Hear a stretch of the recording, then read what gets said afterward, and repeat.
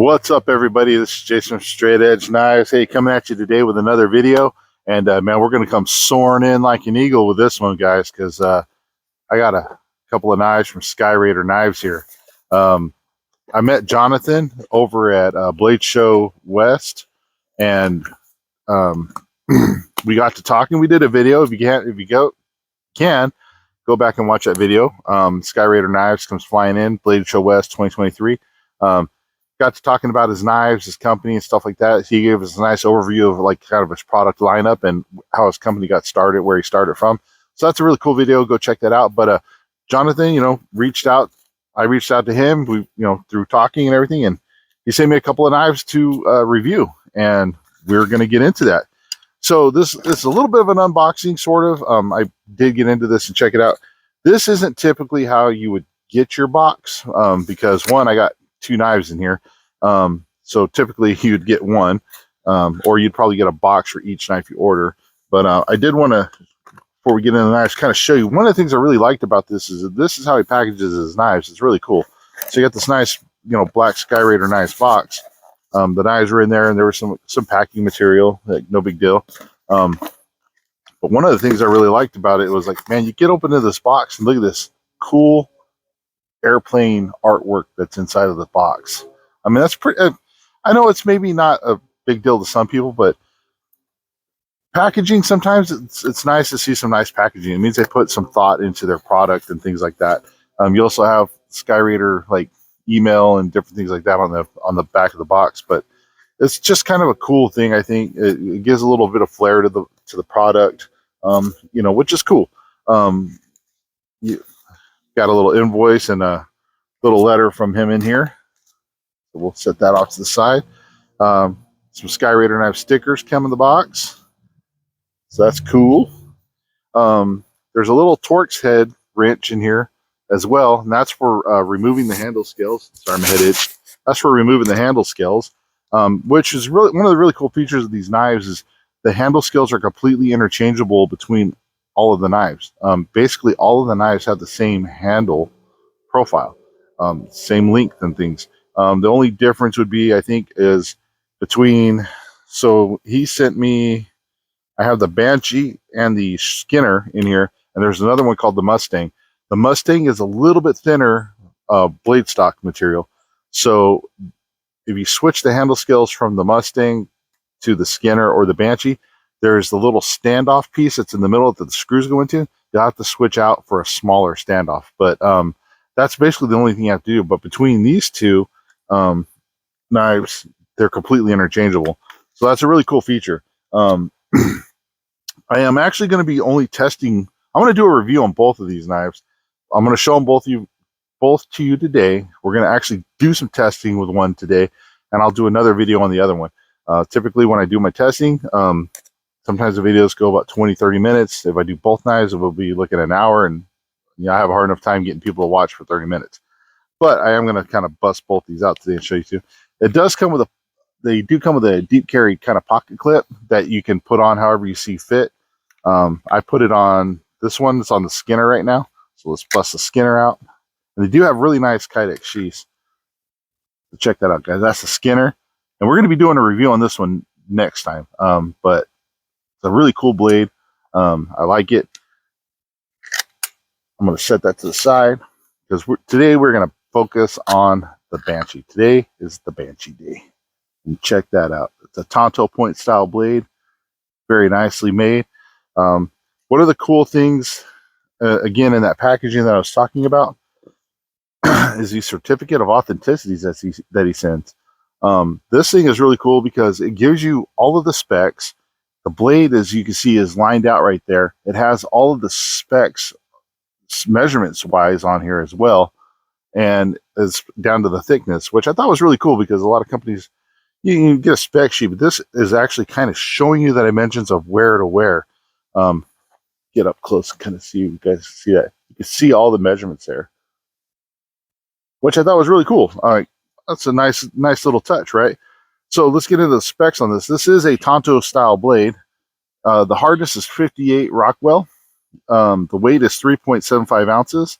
It's a Tonto blade. It's a hollow and a flat.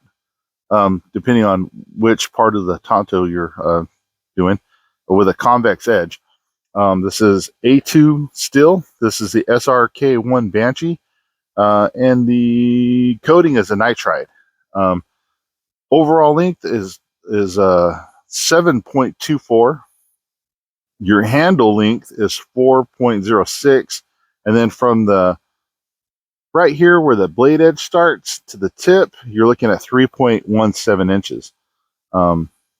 This has, I think this is like the golf, they call it the golf ball style grip on here. This is like, I think what they consider the maximum like grip texture. But before I get into that real quick, one other kind of cool thing is on the back of the card, there's some info on here. And the top half of it is basically talking about the Douglas A1 Skyraider and the knives. Basically, you know, gives you kind of a little bit of an overview of the company and how long they've been doing stuff. It also talks about the Skyraider planes, which these knives are named after. And it actually gives you a cool story from Vietnam era about one of the Skyraider planes, pilots taking down, helping out, rescuing somebody. So that's really cool little info on the back of the card. So I thought that was really cool. But we want to see this knife, right? So I'm going to bring this camera over here real quick. Let me pause this. All right, sorry about that. I mean, I really wanted you guys to get a good look at this blade before I start testing on it. So you can see here, black nitride coating, has this nice cutout to help lighten up the blade. It is swedged up here at the top to give it a nice strong point. This is a bit of a thicker blade. One of the things is look at the jimping on here, all the way down to the back, all the way here to the front. You get this nice finger choil, and then you can see that golf ball pattern style handle material. I mean, this thing has got maximum grip. I mean, you put your hand on here, your hand ain't going anywhere.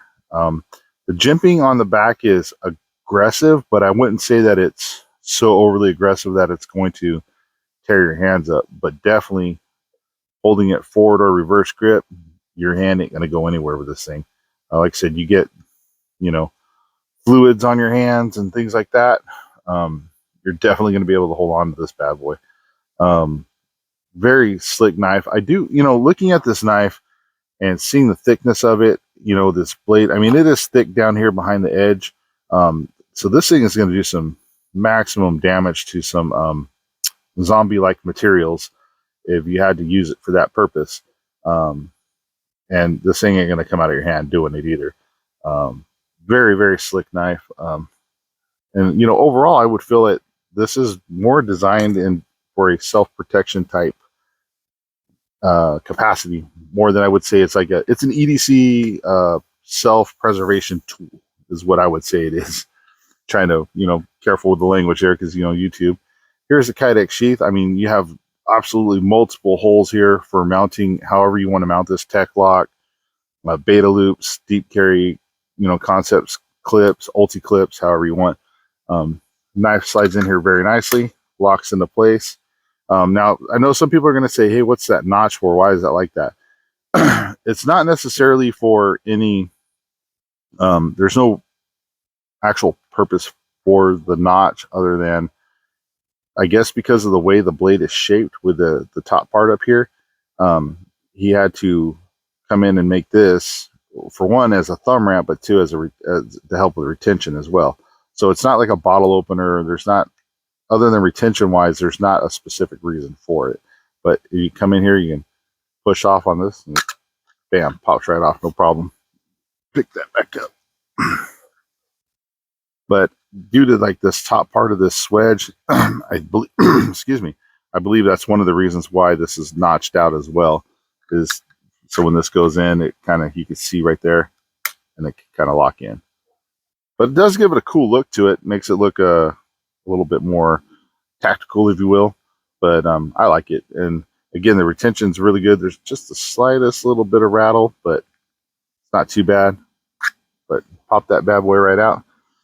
Set the sheath to the side. Oh, before we get in, let me give you guys a quick close look at the skinner. So this is a skinner. And again, remember I was telling you can swap handle skills out. He has a multitude of handle skill types that you can purchase to add on to your knife or whatever. So if you want to switch them out down the road, or you buy multiple knives, you just want to change up the looks of them, you can buy different handle scales to do that.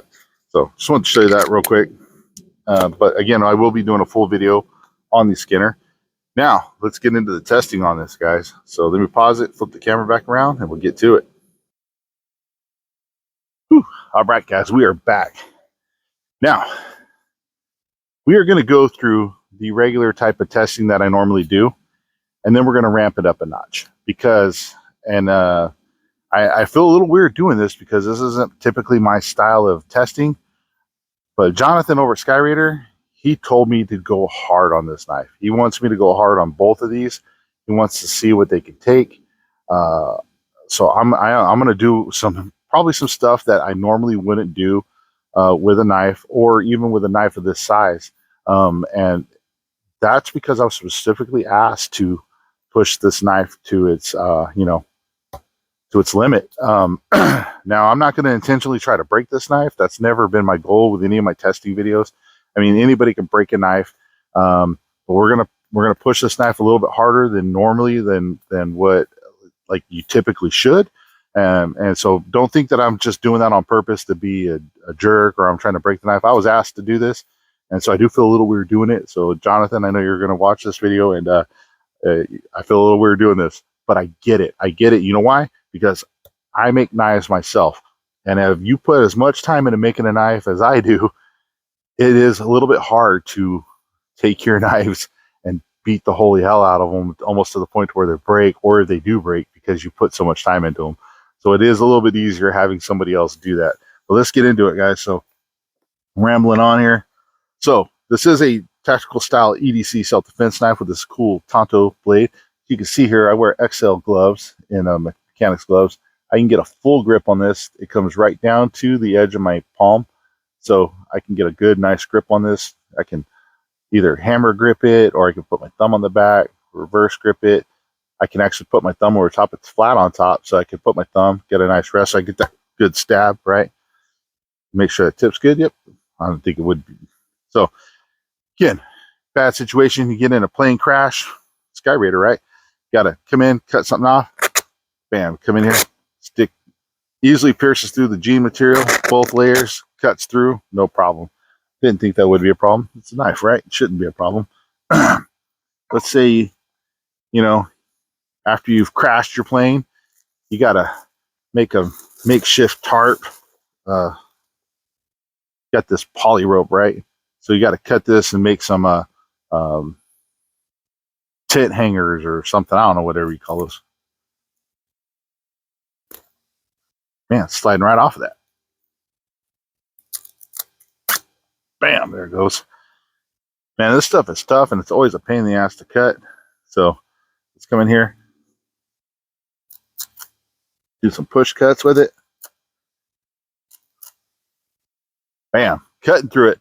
Now, this is a thicker edge, definitely thicker behind the edge. So this isn't necessarily meant to be the greatest slicer in the world with this edge profile, but it is, if you cut into fleshy material, going to definitely leave some wide gaping wounds.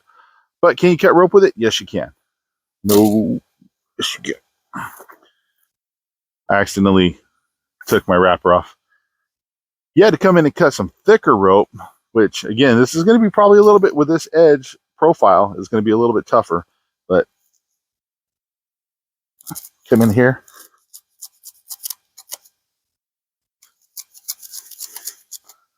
Slice through. Got to do a little bit of sawing motion to get through it with this edge, but you can come in there and cut through that. Get that out of the way.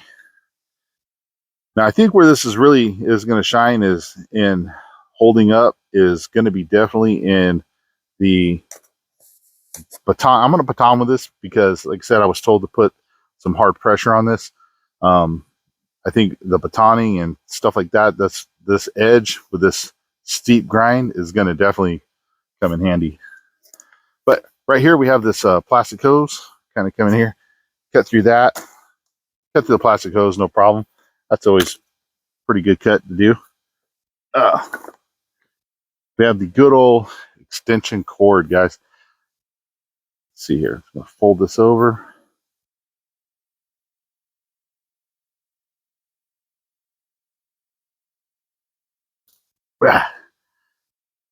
Oh, almost right through it. Got one little spot that got hung up on. There we go. So it took me a little extra effort, but I was able to cut through it. No problem. It is a clean cut. Again, not that this knife isn't sharp, it's just got a very steep and thick behind the edge angle, so it doesn't make it the sliciest knife. But if you had to come in here and kind of do some, I'm going to choke back on it. We're going to see what we can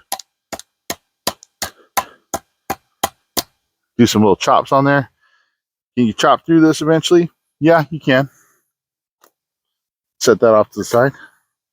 Now, let's see. We had to get in there and start making some feather sticks for a fire because you crashed. Let's see what type of feather sticks we can do here. Now, I've never claimed to be the best feather sticker. That sounded weird. But can you come in here and make some feather sticks, some fire curls, if you will?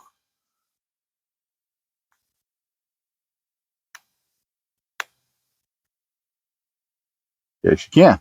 Let's try it. Let's see if I can do this with the Tonto part of the tip here. Yeah, to come in here with a tip, make some finer curls. You can do that as well. Yeah, let's get in here a little bit more. Yeah, you can make some fire curls. Does it make the best fire curls? No, but again, it's not really designed to be a bushcrafty knife. It's designed to be a boop, boop, you know what I mean? So I'm not going to fault that. If you had to come in here and this is a wood dowel. Let's say you had to come in and make yourself a spear, you know, do some spear fishing, some frogging. You could also peel off some nice curls while you're doing that. You do this in a spot where you can collect those, so you can make yourself a nice.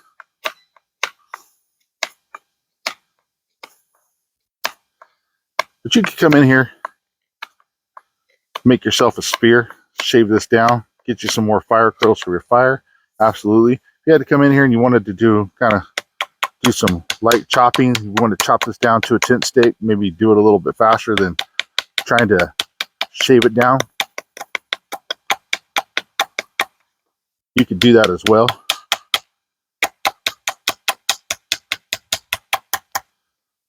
You see, kind of come down there, keep working it. You'll be able to do that. Chop it down. This, guys, I can tell you with this angle, I know this isn't going to cut through here very well. This is fire hose. I've come to realize that thicker edge knives or thicker behind the edge knives do have a difficult time cutting through fire hose. I've tried it with several knives now. You need a thin, like damn near razor sharp edge to get through this, to be able to just cut cleanly through it. But I think with this tip, we're going to be able to stab in here, no problem. Right through. The tip is right there. And then we could come down. Whoops, if I slipped out there. That's what she said. Kind of come in here. Bam. Yeah, it cut it, but it's not the cleanest or nicest cut. Again, this edge is more obtuse. So it's going to, like I said, not be the sliciest. It's going to be more of a gaping wound type cut, if you will. Which leads me to the harder use portion of this video. So this knife is, like I said, designed to be a self-preservation tool. And what I'm going to show you guys right now is some hard hitting testing. We're going to be batoning through. I'm going to bang into this thing. I'm going to, before I do that, I forgot my stab test with the phone book, guys. Bam. Get that tip in there. Didn't quite go all the way through. And looks like we went about halfway through with that stab. Do it again. Yeah, didn't go all the way through, but we did go about halfway through again. So Let's see if we can.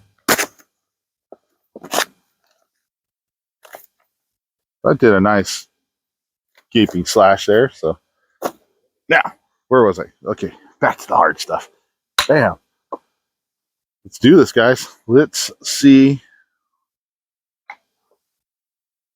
if the Banshee can handle some, I don't know why you would need to do this, but Jonathan wanted me to go hard. We're going to go hard. Okay, guys? Oh, that was my stick. Now, look at that. So it took a couple of hits and it just, bam, split that piece right off. That's because of this very steep kind of grind here. It's like a wedge almost. So it doesn't make it the sliciest knife, but it does for, like I said, opening up cavities. Wink, wink, if you will. This is definitely going to put in some of that type of work. But again, we're going to push this thing. So let's do some more. I mean, split that pretty nicely, man, actually. Yeah, this is a longer blade. Look at that. Pop that right off. This is a longer blade. We definitely would be a good wood processing.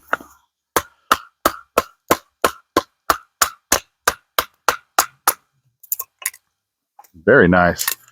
Check this out. No damage to the back. And honestly, I got to tell you guys, this nitride coating is holding up damn really well. Like, it's not really coming off. It looks really good. And this tip is still very, very sharp.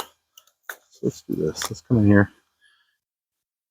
We're going to put some pressure on this tip right now, guys. So this is a rubber mallet. This is one of the pieces that we broke off. We're going to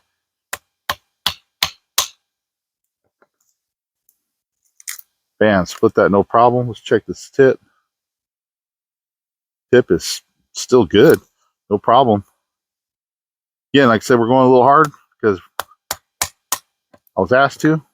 Look at it, come in here, put some pressure on this, twist that off. Cool.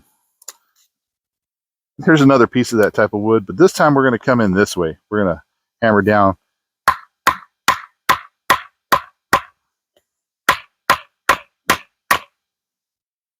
Check this edge. No chipping or rolling on that edge. Keep going here.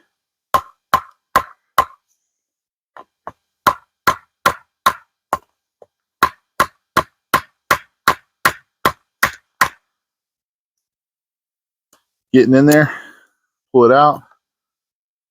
Like I said, what we want to see here is we want to see edge damage. Not necessarily that I'm trying to hammer all the way through this. It's just I want to see, is this edge going to hold up? Is it going to chip? Is it going to roll? Is it going to break? Because, this thing going to hold up to some super hard use. You know what I mean? Let's see if we can't come in here on this. Kind of hard to hammer down on the Tonto part of this, but we're going to give it a try here. Let's put that right there.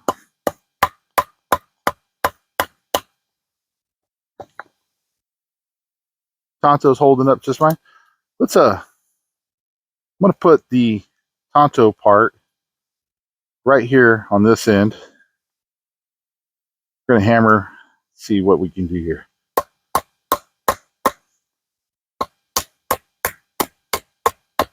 You guys can see cutting down through there.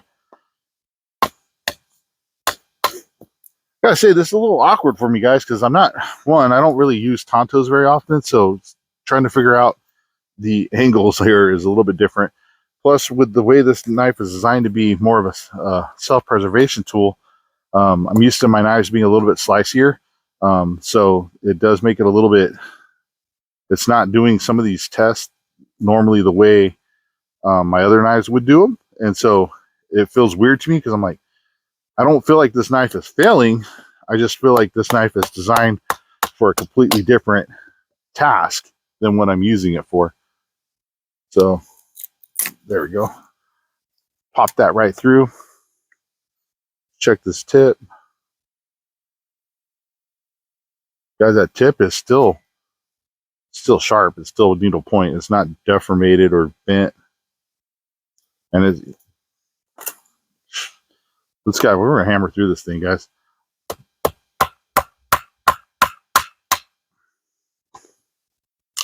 Look at that. Split that no problem. Checking that tip. Tip is still good. And now, even though this isn't the sharpest edge because of the angle, the edge is still there. It's not rolled. It's not chipped. There's no glinting. So I mean, it's the edge is holding for the edge that it has. That edge is holding up, and that is pretty damn cool. You know what? Let's do this again. I'm trying to put as much pressure on this edge as I can because I want to make sure that thing's going to hold up.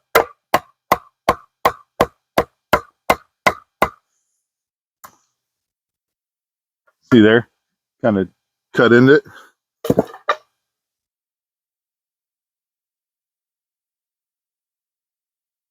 Still there. The edge and tip is still there, guys. I mean, you guys can see that. Not warped or deformed. And these handle scales are still tight after kind of hitting on the back of this and then hitting on top. The edges, I mean, everything still feels tight. Nothing came loose. That's pretty impressive. So here we go, guys. We're going to ramp this up a notch. So we did some tip pounding there. That sounded bad. Definitely checking that edge retention. I think if I was to take this to my work sharp and I took this down to like maybe like a 20-degree edge, man, I feel like this is like maybe like a 30-degree edge. So it's not like super slicey sharp. If I took this down to a 20-degree edge, I don't know if it would hold up to some of that pounding that I did, but it would definitely be a slicier knife, if you will. So something to keep in mind with this knife. It's more of a self-preservation tool. Metal, guys. Now, this isn't super thick metal. It's kind of like a sheet pan type material, but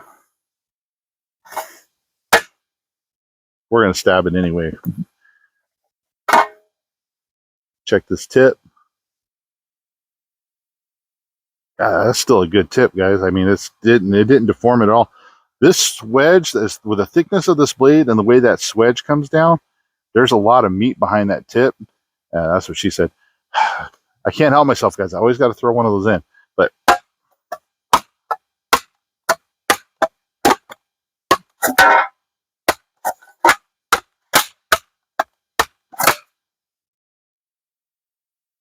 there we go. Bunch of, you can see all the holes there. Come in right here. And man, this grip, guys, is, I mean, my hand wasn't going anywhere as I'm doing that. It came in there and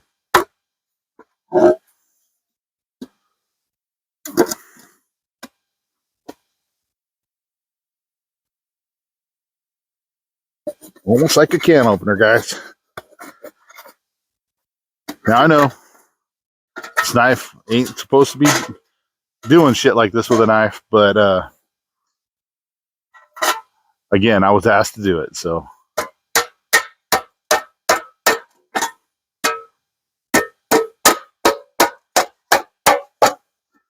definitely testing out that edge, testing out that tip.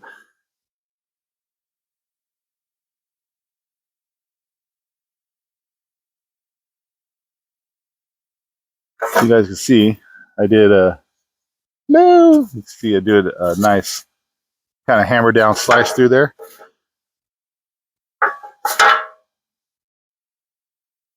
Tip is fine. There is.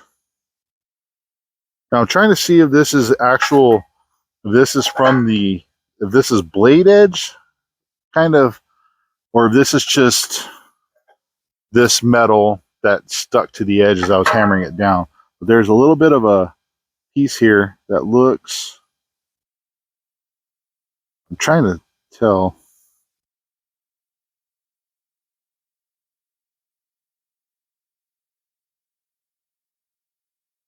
See if I can get up close on this for you guys so you can see this.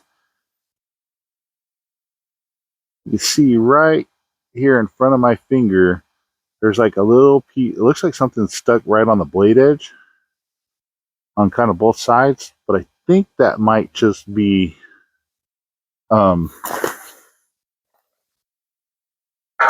think it's just this metal kind of stuck to this as I was hammering it through, because it's not the blade, the actual edge itself looks okay.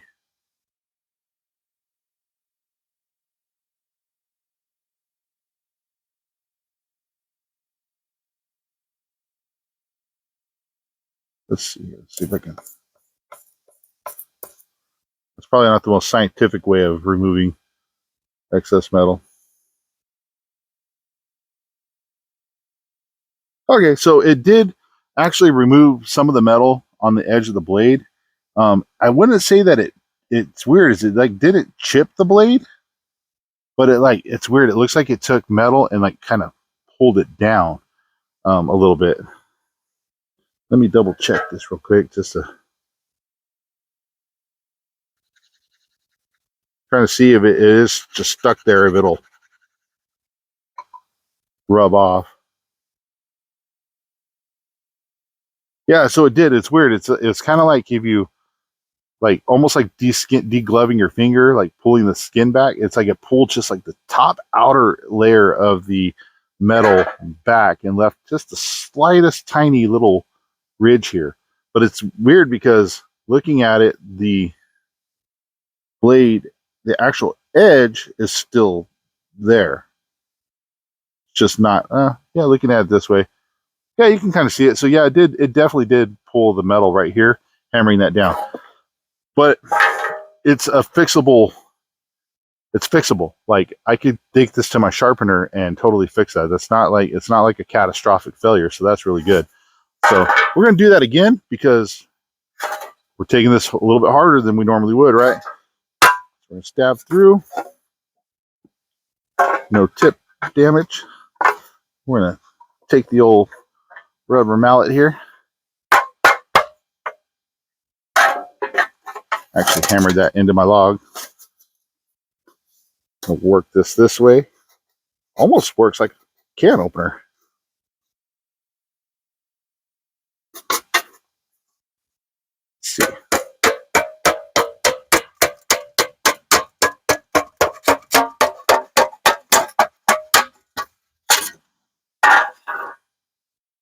There we go. So you see the other large wound. All right. So it kind of did essentially the same thing on the blade up here, because I was hammering more up here than I was down here. And it kind of did the same thing. It kind of just slowly pulled some of the metal down, but there's still it's not a sharp edge, but there's still an edge there. And I think I could easily take this to my sharpener and clean that up and make it work. So overall, guys, I would say that this thing is definitely hella tough. That is obviously something that you probably wouldn't normally do with your knife. So that's good to see that it can do it. I mean, could I sit here and keep pounding on lots of crazy materials like a steel pipe and stuff like that? Yeah, I could. But realistically, you're not gonna. That's probably way more than what you would normally do with this knife anyway, especially with what this knife's designed to be used for. I don't think you would be doing hammering through sheet metal like this. But if you were carrying this as a pilot and you had to cut yourself out of a aluminum fuselage, I think you could do it. Yeah, for sure. The way this, like I said, the steep kind of wedge grind that this thing has, it definitely opens stuff up. Because if you look at these, I mean, you can see how gaping that it is. You know what I mean? So definitely a cool knife, guys, for self-preservation purposes. I think this definitely would be a good option. I would personally, for me, I would probably. Actually, I'm gonna resharpen this, and I'm gonna take it down to a 20-degree edge. I think 20-degree edge for me. I like my blades a little bit slicier. Don't get me wrong. I want to say this is like a 30-degree, this is great for opening up big fleshy zombie cavity wounds. Because when, like I said, with this grind, that thing, boop, shit's gonna pop right open. But I think for like an everyday carry for like cutting up boxes and things like that, I think you would want a little bit sicier edge than this. But its intended purpose, I think it is actually good. But don't ask me why I did that. I just wanted to test this edge more. Guys, overall, pounding it through that metal, it did take a little bit of damage to the edge, but it's not anything that's not fixable. Like you get on a work sharp, something like that, we would be able to clean that up and fix that really quick. I'm really impressed with how well the handle scales stayed on. They didn't come loose. They're still right and tight. I'm impressed with the grip on this thing. Overall, guys, I think for a self-defense style knife, like this Skyraider right here, this Banshee, could be a good option for you if that's literally what you're going to use it for. Again, if you're going to use it for more cutting tasks, I would definitely take that edge down, make it a little bit slicier. But overall, it's pretty damn tough, and it's going to hold up to what you need it to. All right, guys, thanks for watching. Stay safe, stay sharp. Please hit like and subscribe. I greatly appreciate it to help the channel grow. And stay tuned, because up next, we're going to be doing the Skinner. Thanks for watching. Stay safe, stay sharp. I always do that. I always repeat myself.